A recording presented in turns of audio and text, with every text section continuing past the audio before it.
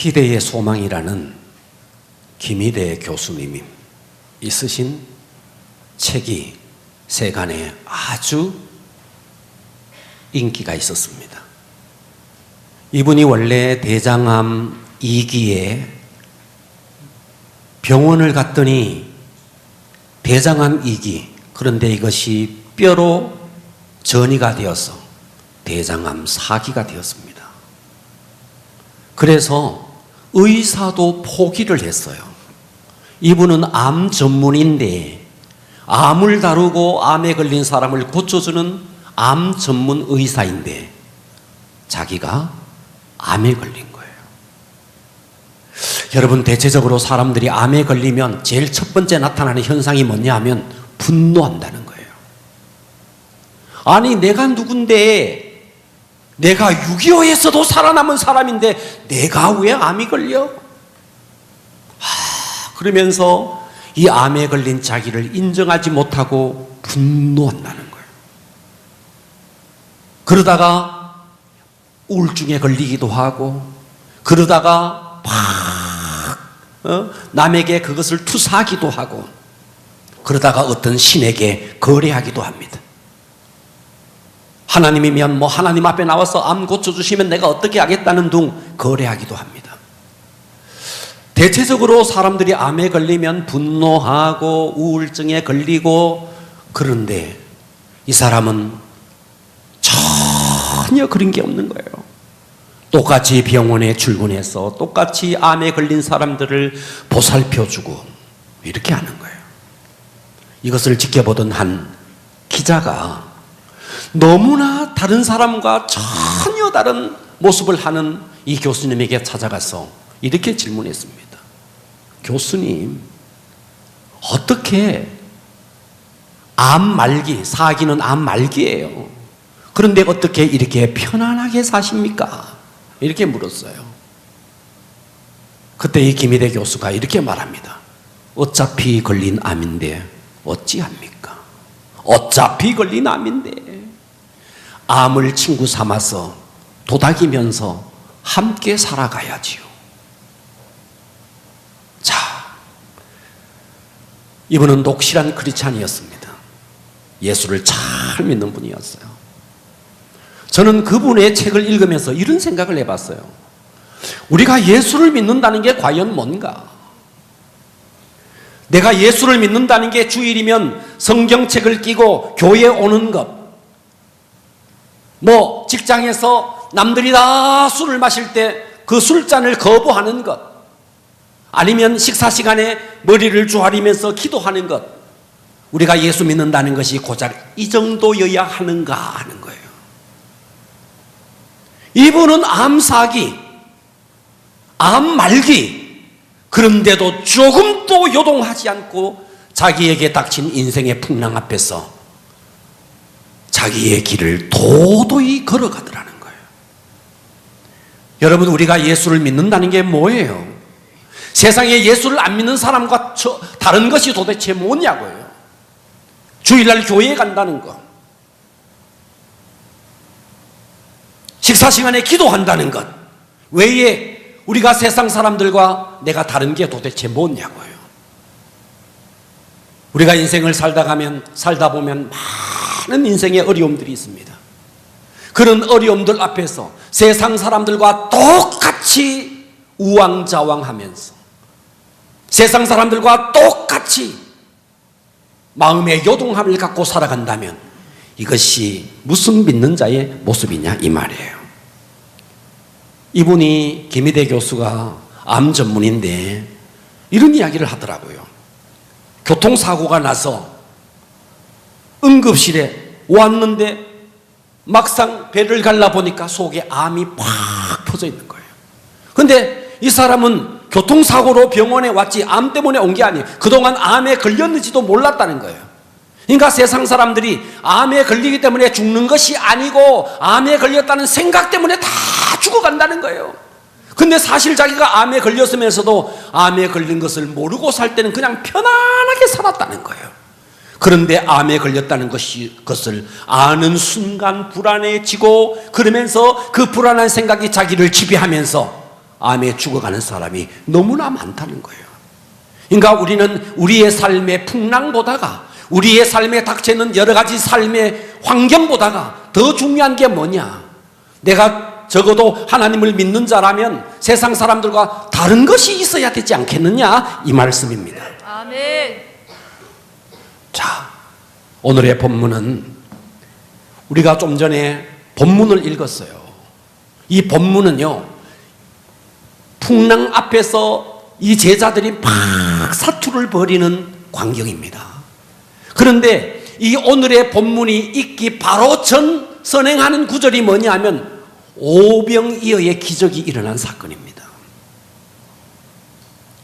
장정만 5천 명이 모였어요.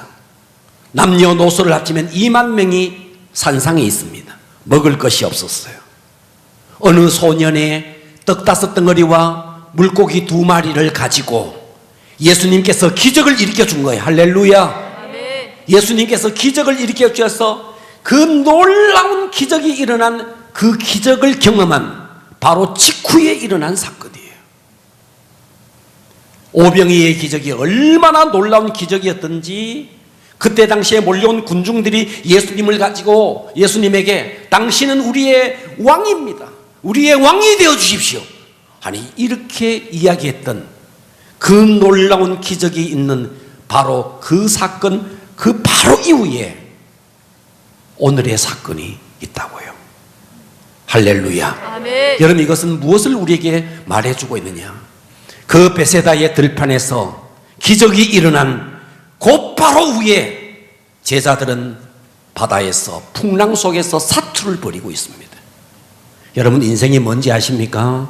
여러분, 우리 인생은 이런 베세다 들판에 기적과 같은 기적이 있기도 하지만 우리의 삶에 또 이런 놀라운 풍랑들이 우리 삶에 몰아닥친다는 것입니다. 아멘. 할렐루야. 아멘. 자, 코로나19 풍랑이 지금 이 시대의 풍경을 너무나 많이 바꿔놨습니다. 제가 서재에서 내려다보면서 지나가는 사람들을 쭉 봤어요. 10명이 지나가는데 10명이 다 마스크를 썼어요. 20명이 지나가는데 20명이 다 마스크를 썼어요. 과거에는 전혀 상상할 수 없는, 예측할 수 없는 풍경들이 있습니다. 저쪽에 가면 식당가가 있어요. 제가 저녁 시간 그 거리를 한번 가봤어요. 그 휘황찬란한 레스토랑 길 깜깜합니다. 불이 꺼졌어요. 아주 을씨년스럽게 합니다. 코로나19가 뭔데 이렇게 우리의 풍경을 바꾸어 놨습니까? 어제 제가 어느 지인의 영상 하나를 보내줘서 봤는데 어느 교회에 신천지가 들어온 거예요. 마스크도 쓰지 않고. 그래서 그 교회 교역자들이 이 사람을 막 끌어내는데 나가려고 하지 않고 세상에 이런 풍경들이 교회 안에서 일어나고 있습니다. 상상할 수 없는 일들. 동대구역에 이용객이 10분의 1로 줄었대요. 택배기사가 대구다! 그러면 안 가겠다는 거예요. 왜? 혹시나 와서 코로나 걸릴까봐. 서울에서 대구에 지사가 있는 회사들, 대구에는 절대로 가지 마라. 대구에 갔다가 혹시나 출장을 대구에 갔다가 돌아오면 자가 격리시켜라. 어쩌다가 대구가 이렇게 됐어요. 지금 대한민국이 어쩌다가 이런 일이 벌어졌어요. 우리나라 국민들을 입국시키지 않겠다는 나라가 절반이 넘는 전 세계 나라 가운데 절반이 넘는 나라가 우리나라 국민의 입국을 불허합니다. 경기는 침체되고 수입은 줄어들고 사람을 찾아가는 것이 그에게도 나에게도 서로에게 부담이 되는, 교회마저 문을 닫고 혹시나 교회 안에서 이 폐렴이 걸릴까봐, 그래서 혹시나 이것이 이슈가 돼서 방송에 날까봐 전전긍긍하는 이와 같은 풍경이 지금 펼쳐지고 있습니다. 풍랑입니다. 아멘. 저는 그래서 오늘의 설교 제목을 따라서 해봅니다. 풍랑 앞에서. 풍랑 앞에서. 이런 풍랑 앞에서 우리가 어떻게 해야 할 것인가? 이런 풍랑 앞에서 어떻게 살아가야 할 것인가? 은혜 받기를 축복합니다. 아멘. 할렐루야. 아멘. 아무리 풍랑이 몰아쳐도 주님은 우리와 함께 합니다. 아멘. 믿으시기를 바랍니다. 아멘. 풍랑 앞에서 우리가 해야 될 첫 번째 일은 따라서 합니다. 주님이 나와 함께 하신다. 나와 함께 하시다. 이것을 믿으라는 거예요. 아멘. 어떤 상황 속에서도 주님은 나와 함께 하십니다. 아멘. 자, 오늘의 본문을 보면 마태복음 14장 22절을 보십시오. 예수께서 즉시 제자들을 재촉하사, 지금 오병이어의 기적이 일어났어요. 오병이어의 기적이 일어났는데 예수님께서 즉시 제자들을 지금 재촉하고 있는 거예요. 재촉하사 자기가 무리를 보내는 동안에 배를 타고 앞서 이 제자들을 건너편으로 가게 하시고, 23절 보십시오. 무리를 보낸 후에 기도하러 따로 산에 올라가시니. 자, 예수님은 지금 제자들을 갈릴리 호수 건너편으로 가게 하시고, 예수님은 따로 산에 올라가서 기도했다는 거예요. 자, 이어지는 24절을 보십시오. 배가 이미 육지에서, 제자들이 탄 배가 육지에서 수리나 떠나서 바람이 거스림으로 물결로 말미암아 고난을 당하더라. 제자들은 지금 이 갈릴리 호수, 때로는 갈릴리 바다라고도 합니다. 여기에서 지금 고통스럽게 노를 젓고 있습니다. 그러면 이때 당시에 예수님은 어디 있었을까요?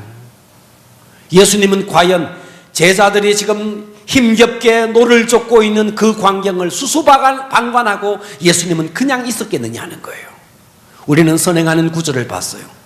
예수님은 그때 따로 기도하고 계셨다. 믿으십니까? 아멘. 믿으십니까? 제자들은 지금 풍랑 속에 사투를 벌이면서 고통하는데 주님은 그때 뭘 하고 있느냐 이거예요. 기도하고 있다는 겁니다. 아멘. 여러분, 우리가 지금 코로나19로 사투를 벌이고 있어요. 여러분들은 그냥 방 안에 있지만 여러분 의사들은요 지금 정말 사투를 벌이는 거예요. 우리가 생각하는 이상으로 지금 이 대구 땅이 굉장한 일들이 일어나고 있습니다. 우리의 삶에 어떤 일이 벌어지더라도 우리가 확신해야 될 게 있습니다. 그게 뭐냐? 주님은 나와 함께 한다는 사실. 아멘. 26절을 보십시오. 26절에 보니까 제자들이, 그가 예수님이죠, 바다 위로 걸어오심을 보고 놀라. 뭐라고 말하느냐?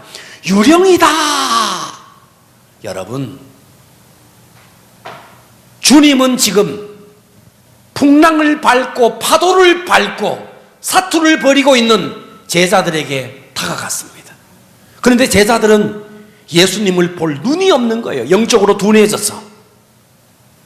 그래서 예수님을 보고 유령이다. 여러분, 저는 이 코로나19를 통해서 하나님께서 이 대한민국 땅에 너무나 많은 메시지를 주고 있다고 확신합니다. 아멘. 우리가 하나님의 음성을 들을 귀가 없어서 그렇죠. 제가 일전에 이런 이야기를 한 적이 있어요. 미국의 설교자 가운데 피터 로스라는 한 목사님이 계십니다.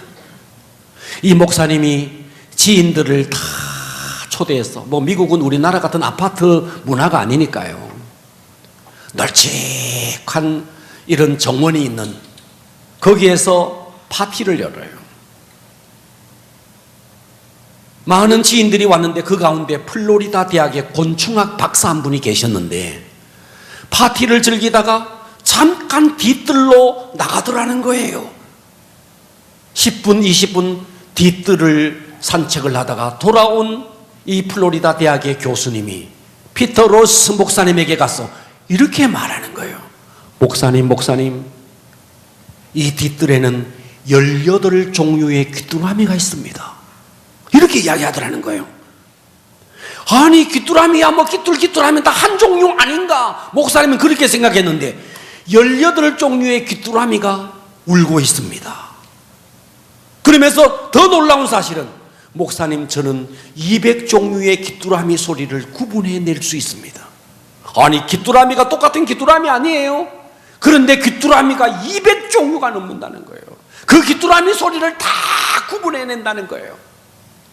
여러분, 세상에 텔레비전만 켜면 수 없는 매스컴들이 쏟아지고 있습니다. 사람들을 만나면 수 없는 세상의 소리들이 이 땅에 너무나 가득 차 있습니다.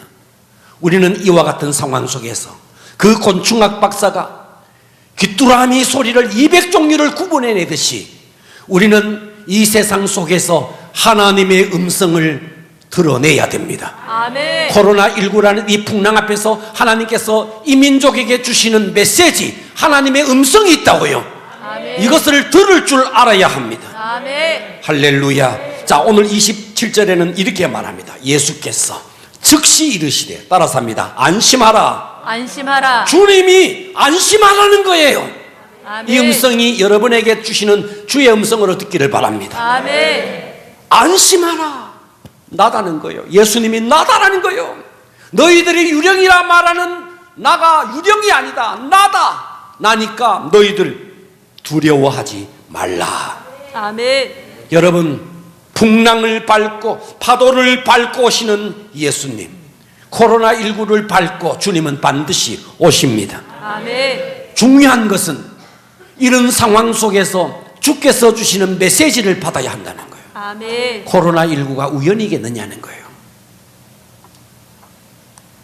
이 코로나19 속에 우리 주님은 팔짱을 끼고 방관한 채 너희들 한번 엿먹어봐라 그러겠느냐 이거예요.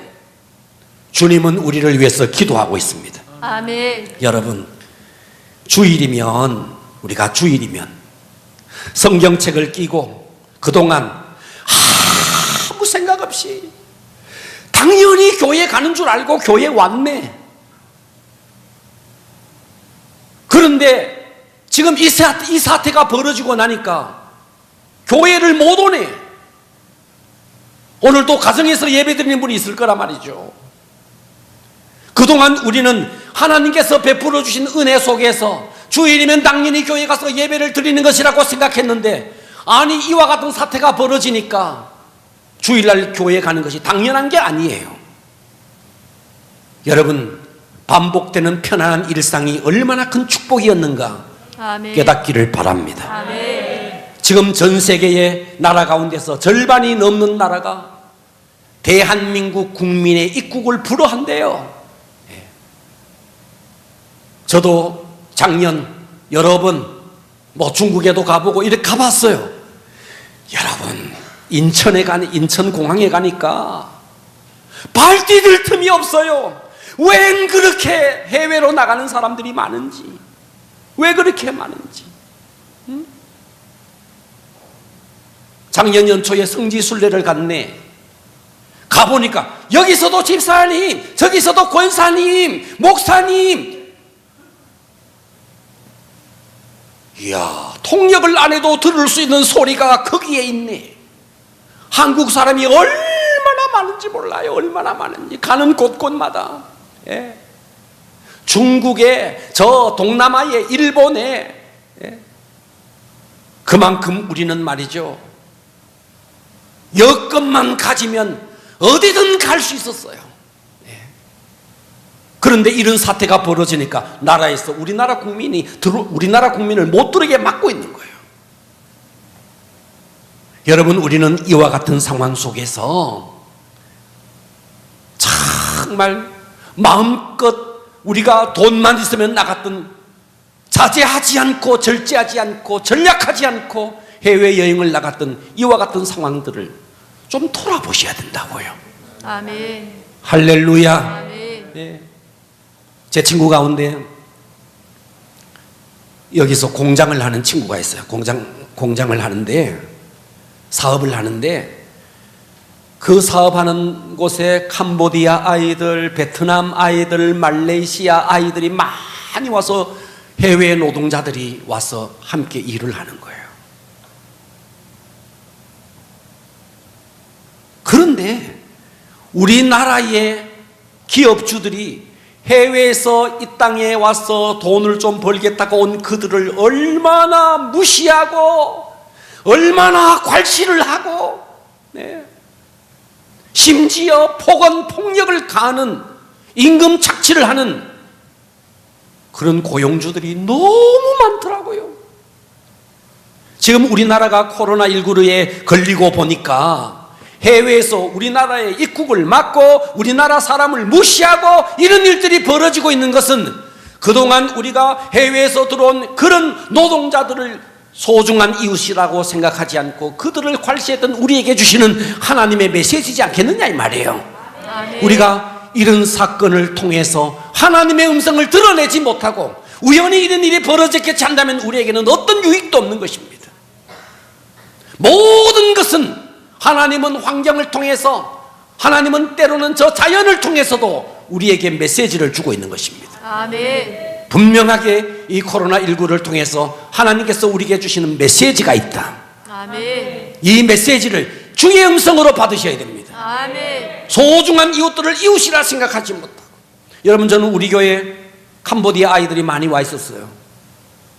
저는 정말 그 아이들 최선을 다해서 따뜻하게 맞이해 줬어요. 틈만 나면 밥 사주고. 저 나름대로 마음을 다해서 정말 따뜻하게 했어요. 근데 내가 그 친구들의 이야기를 들어보니까 공장에서 고용주들이 임금을 착취하고 폭언을 하고 한국에 너무나 많은 이런 일들이 벌어지고 있는 거예요. 그래서 또다시 공장을 옮기고 또다시 옮기고 이런 아이들이 많았습니다. 여러분, 우리는 이 코로나19의 이 풍랑을 통해서 주께서 주시는 메시지를 받기를 바랍니다. 아멘. 그동안 우리는 마스크를 쓰지 않고도 얼마든지 거리를 활보했지 않습니까? 이렇게 맑은 공기를 주신 하나님 앞에 감사해 보셨습니까? 저는 어제 그 뉴스를 보고 깜짝 놀랐어요. 여기서 가까운 성당동 한마음 아파트 137세대가 산대요. 그 아파트에 94명이 신천지 교인이라고 밝혀졌대요. 94명이. 한 아파트의 70%가 신천지야. 도대체 우리는 뭐 하고 있었느냐는 거예요. 도대체 우리는 무엇을 하고 있었길래 신천지는 한 아파트를 70%나 신천지 교인을 만들어내는데, 코로나19가 아니었더라면 이와 같은 사건들이 밝혀졌겠느냐 이 말이에요. 할렐루야. 아멘. 예. 그래서 이렇게 독버섯처럼 이단 사이비가 한 아파트를 완전히 독식하는 동안에 우리는 그동안 넋을 놓고 있었구나. 하나님께서 이 코로나19를 통해서 우리에게 주시는 메시지구나. 하나님의 음성이구나. 아멘. 우리가 분발해야 되겠구나. 아멘. 깨달아라는 거예요. 아멘. 주님의 음성을 듣기를 바랍니다. 아멘. 그냥 코로나19 우연이겠지. 시간이 지나가면 시간이 흘러가면 이 또한 지나가겠지. 우리는 그렇게 생각하지 마시고 이런 상황 속에서 하나님께서 우리에게 주시고자 하는 아멘. 음성을 듣기를 바랍니다. 아멘. 하나님은 우리의 가슴을 뜨겁게 하기도 하고 영원한 비전을 주시기도 하고 성령으로 하여금 수많은 은사를 경험하게도 하기도 하지만 이런 풍랑을 통해서도 때로는 가슴 저리는 고통을 통해서도 음성을 들려주신다는 사실을 믿으시기를 바랍니다. 아멘. 할렐루야. 그 속에서도 주님은 반드시 우리와 함께 하신다. 아멘. 자, 두 번째, 풍랑 앞에서 우리가 해야 할 일입니다. 따라서 합니다. 환경을 바라보지 말자. 환경을 바라보지 말자. 하나님이 항상 우리와 함께 있는다는 사실 믿으시고, 두 아멘. 번째는 환경을 바라보지 말자. 아멘. 자, 14장 28절 보십시오. 베드로가 대답하여 이르시되 주여 만일 주님이시거든 나를 명하사 물 위로 오라 하소서. 용감한 베드로가 말합니다. 주님인 것을 알고 주님이시거든 나를 명하사 물 위로 오라 하소서. 29절 보십시오. 예수님께서 오라 하시니 베드로가 배에서 내려서 물 위로 걸어서, 이런 역사가 일어났어요. 물 위로 걸어서 예수님께로 베드로가 가는 거예요. 문제는 30절 보십시오. 바람을 보고 무서워 빠져가는지라. 여러분, 주님 바라보면 물 위로도 걸을 수 있는 거예요. 주님만 바라보면 풍랑 앞에서 얼마든지 걸을 수 있는 거예요. 아멘. 주님만 바라보면 코로나19는 아무것도 아닌 거예요. 문제는 환경을 바라본다는 거예요. 자, 바람을 보고 무서워 빠져가는 지라 소리 질러 이르되 주여 나를 구원하소서. 여러분, 환경을 바라보십니까? 주님을 바라보십니까? 환경을 신뢰하십니까? 주님을 신뢰하십니까? 주님을 바라보기를 바랍니다. 아멘. 그때 31절에 예수께서 즉시 손을 내밀어 그를 붙잡으시며 이르시되 믿음이 작은 자야 왜 의심하였느냐.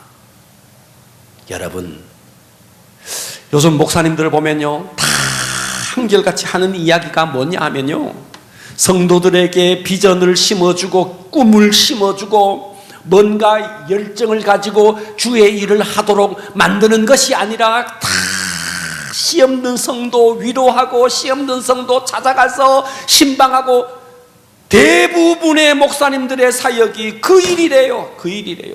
위로하는 거, 상처받았는 거, 그거 위로해 주는 거, 그 일이 목사님 사역의 거의 대부분이라는 그런 이야기를 하고 있습니다. 여러분, 여기에도 가까운 달성공원에 가면 동물들이 있어요.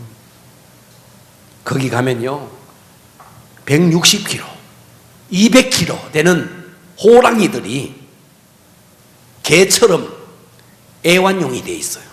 사육사가 던져주는 토끼고기, 닭고기 질겅질겅 씹으면서 따뜻한 봄날에 가면 막 졸려가지고 하품을 하면서 그 야생에서 룰을 쫓고 들소를 쫓으면서 사냥을 하면서 살아가던 그런 사자와 호랑이들이 완전히 쇠창살 속에 갇힌 애완용 동물처럼 살아가는 거예요. 여러분, 성도가 뭔지 아세요? 성도는 말이죠, 강의 위험, 강도의 위험 이딴 거 아무것도 아닌 거예요. 아멘. 뛰어넘을 수 있어야 되는 거예요. 아멘. 그런데 성도들은 그저 맨날 하는 소리가 힘들다, 피곤하다, 뭔 말만 하면 상처받았다, 뭔 말만 하면 상처받았다. 전부 다 야생에 나갔어 신천지와 겨루고, 안산홍 증인의 앞에서 담대하게 복음을 증거해내고 그들을 굴복시키고 이래야 될 우리가 그저 교회 안에 머물러 있으면서 이런저런 말 때문에 상처받았다, 피곤하다, 이것이 우리의 모습이지 않느냐 이 말이에요. 제가 얼마 전에 시사저널을 봤더니, 이야, 그 시사저널에 거기에 보면 타이거 우즈를 한번 돌았더라고요. 타이거 우즈. 타이거 우즈에 대해서 어떤 사람도 타이거 우즈를 이렇게 표현하지 않습니다. 골프 선수다 이렇게 표현하지 않아요. 타이거 우즈를 보고 골프 선수다 그러지 않아요. 타이거 우즈를 향해서는 항상 골프 황제다 그래요. 선수가 아니에요. 황제라는 거예요. 그래서 그 시사저널에서 왜 이 사람을 골프 선수라는 이름을 쓰지 않고 골프 황제라고 쓰는가에 대해서 아주 상세하게 거기에서 분석을 했더라고요. 이 타이거 우즈는 자 상대와 함께 골프를 칩니다. 규정대로 딱 들어올 때 그걸 가지고 우리 골프 치시는 분 저는 골프를 잘 쳐본 적이 없어서 잘 몰라. 그런데 실수를 해서 규정대로 들어오지 못하면 그걸 가지고 보기라 그런답니다. 보기. 2번 실수하면 더블 보기라 그래요. 자, 상대와 함께 지금 골프를 칩니다. 근데 상대가 느닷없이 보기나 더블 보기를 한 거예요. 그럴 때 보통 사람들은요 어떻게 하냐니까 저 실수했네 그냥 이렇게 치면서 그냥 규정 타수대로 들어가는 파 정도 친다는 거예요. 그런데 이 타이거 우즈는 이때 집중력을 발휘해서 기존 기준 그 타수보다 더 적은 타수로 들어오는 버디, 한 번 더 이글, 이렇게 상대의 추격 의지를 완전히 꺾어버리도록 이렇게 쳐내버린다. 뭔 말인지 듣고 계십니까? 뭐 알아야지. 알아듣는 사람은 한 사람 있네. 보기가 뭔지, 이글이 뭔지, 파가 뭔지 뭐 알아야지. 어쨌든 규정대로 들어오는 게 파야.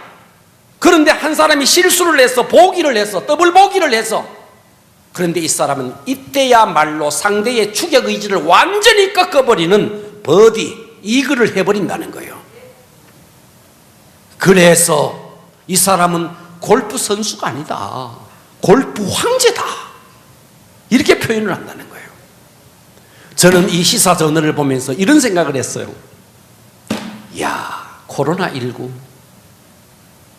여러분 이때 코로나19 때문에 예배도 못 온다 어쩐다 하니까 이때야말로 몸도 마음도 자유다, 편안하다 하는 사람이 있는가 하면 이때야말로 기도할 때다, 이때야말로 내가 성경을 보면서 말씀을 보면서 승부할 때다. 이 사람은 황제가 되는 거예요. 황제가. 아멘. 저는 이 코로나19가 딱 시작되면서 이 시사저널을 봤어요. 내가 이 코로나19 앞에서 내가 어떻게 보낼까. 그래서 책상에 앉았어요. 진짜 무섭게 성경을 봤어요. 아주 집중해서 봤어요. 그냥 보는 게 아니라 그냥, 여러분 그냥 성경 보면 까만 거는 글자, 하얀 거는 종일 뿐이에요. 그런데 그 시대의 정황과 환경을 다 생각하면서 성경을 집중해서 보니까 성경 속에서 막 다윗이 막 걸어 나오는 거야. 사울이 막 걸어 나오는 거야. 그 환경 속에서 성경을 읽으니까 한 구절 한 구절이 왜 그렇게 은혜가 되는지 모르겠어요. 예. 사사기, 룻기, 사무엘상하, 열왕기상하, 역대상하를 읽는데 너무너무 감격이 되더라고요. 여러분 승리합시다. 아멘. 이 풍랑 앞에서 환경 바라보지 마시고 주님 바라보시고 아멘. 승리하기를 주님의 이름으로 축원합니다. 아멘. 여러분 요한복음 14장 16절을 보십시오. 내가 아버지께 구하겠으니 그가 또 다른 보혜사를 너희에게 주사 영원토록 너희와 함께 있게 하시리니. 14장 18절을 보십시오. 내가 너희를 고아와 같이 버려두지 아니하고 너희에게로 오리라. 예수님은 역사적으로 공간적으로 그 옛날 제자들과 함께 했던 그 예수님은 아니에요. 그러나 그분은 말씀으로, 그분은 성령님으로 그때 그 순간보다 더 진하고 감격적인 농도로 우리에게 다가왔어. 지금 이 풍랑 앞에서 사투를 벌이는 우리와 함께 한다는 사실을 믿으십시오. 성령님은 지금 또 나와 함께 하십니다. 아멘. 할렐루야. 환경을 바라보지 마시고 주님을 바라보면서 승리하기를 바랍니다. 아멘. 세 번째, 풍랑 앞에서 어떻게 해야 되는가? 풍랑 속에서도 반드시 목적지에 이른다는 사실. 자, 14장 32절 보십시오. 배에 함께 오르매. 여러분 예수님을 영접하면요 바람은 그칩니다. 아멘. 여러분의 인생에, 여러분의 사업에 주님을 모시기를 바랍니다. 아멘. 풍랑은 그칠 것입니다. 33절 볼까요? 배에 있는 사람들이 예수께 절하며 이르되 진실로 하나님의 아들이로소이다. 여러분, 이 풍랑 앞에서 이와 같은 간증을 해낼 수 있기를 바랍니다. 아멘. 그것이 끝이 아니에요. 34절을 보십시오. 그들이 건너가 게네사렛 땅에 이르니, 풍랑은 있었지만 가고자 하는 목적지 게네사렛에 도착했네. 똑같은 평행 구절인 요한복음 6장 21절에는 이렇게 말합니다. 이에 기뻐서 배로 영접하니 배는 곧 그들이 가려던 땅에 이르렀다는 거예요. 아멘. 파도가 막았지만, 풍랑이 막았지만 그들이 가야 할 곳에 가지 못했느냐? 아니라는 거예요. 갔다는 거예요. 아멘. 아멘. 여러분, 과거에 모택동, 마오쩌둥 시대에 중국의 문화혁명이 일어났습니다. 지금 또 중국은요, 전략적인 방법으로 기독교를 박해하고 핍박하고 선교사들을 추방하고 있습니다. 문화혁명이 일어나던 그 당시에 중국은 똑같이 기독교를 박해했습니다. 그래서 중국의 교회들이 막 일어나다가 공산당에서 그렇게 전략적으로 박해를 하니까 교회들이 다 숨었습니다. 어디로? 지하교회로 다 숨었어요. 가정교회로 다 숨었어요. 드러난 교회가 다 없어졌어요. 하나도 없어졌어요. 그래서 마오쩌둥이 이렇게 말했어요. 이제 중국에는 단 한 명도 크리스찬이 없다, 이렇게 말을 했어요.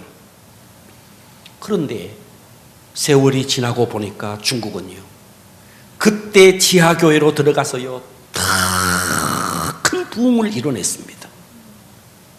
여러분, 성경의 역사를 보면 바벨론이 쳐들어왔네. 그래서 솔로몬 성전을 다 회파했네. 그리고 이스라엘 백성들 남유다를 다 끌고 바벨론의 포로로 끌고 갔네. 그때 일어난 게 뭔지 아십니까?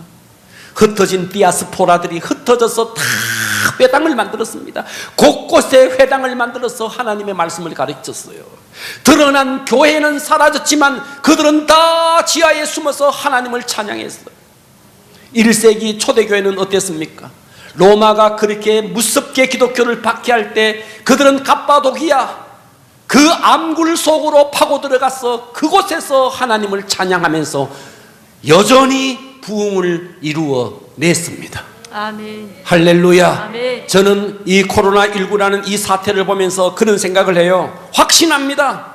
이 코로나 사태를 통해서 지금 다수간의 한국교회가 예배가 위축되고 가정에 흩어져서 예배를 드리지만, 이 사건을 통해서 저 독버섯 같은 신천지가 백일하에 다 드러날 것이고, 아멘. 할렐루야. 아멘. 반드시 한국교회는 다시 한번 부흥의 깃발을 꽂을 것이다. 아멘. 놀라운 부흥을 일으킬 것이다. 아멘. 확신합니다. 아멘. 그렇기 때문에 우리는 어떤 사람의 간증을 들을 때 간증의 결과만 들으면 안 돼요. 그 사람이 그 간증을 하기까지의 힘들고 어렵고 고통스러웠던 그것을 우리가 볼 수 있어야 됩니다. 아멘. 지금 우리는 다 풍랑 속에서 힘들고 어려운 시대를 살아갑니다.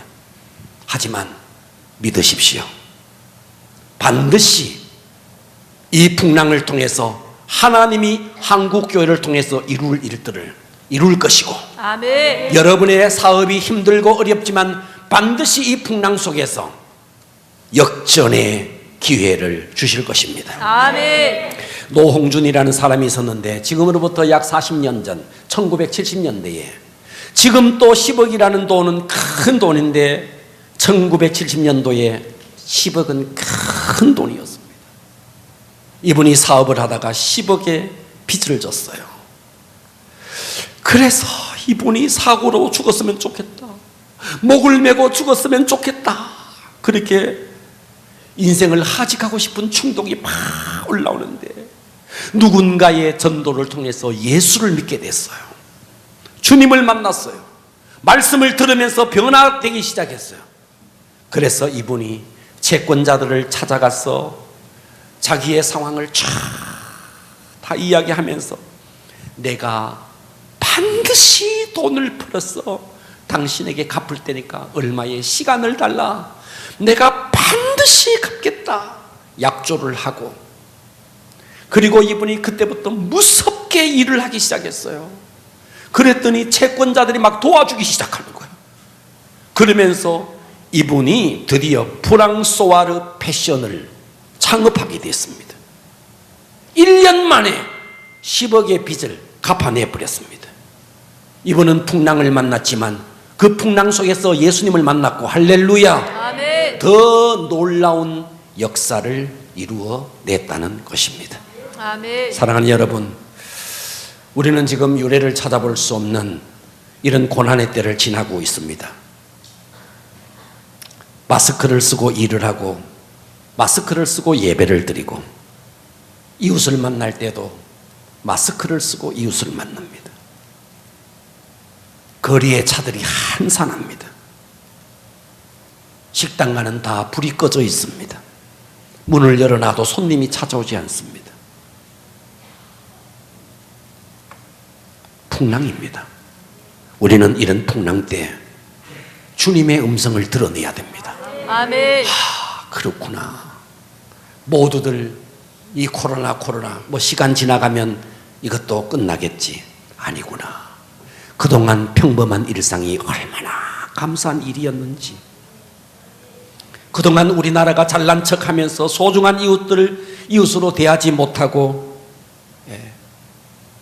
해외에서 우리 국민들이 무시당하는 걸 보면서, 와, 우리나라에 들어와 있는 이런 근로자들을 우리가 정말 따뜻하게 대해야 되겠구나. 하나님의 음성으로 드러내야 됩니다. 아멘. 그리고 이 신천지가 그동안 한 아파트를 독식했구나.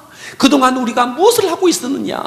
하나님의 음성을 드러내야 됩니다. 아멘. 그래서 우리가 이 상황 속에서 환경을 바라보지 않고 주님 바라본다면 반드시 풍랑은 멈춰질 것이고, 아멘. 이 풍랑 속에서 하나님은 우리를 목적지까지 데려갈 것입니다. 아멘. 승리하시기를 축원합니다. 아멘. 기도하겠습니다.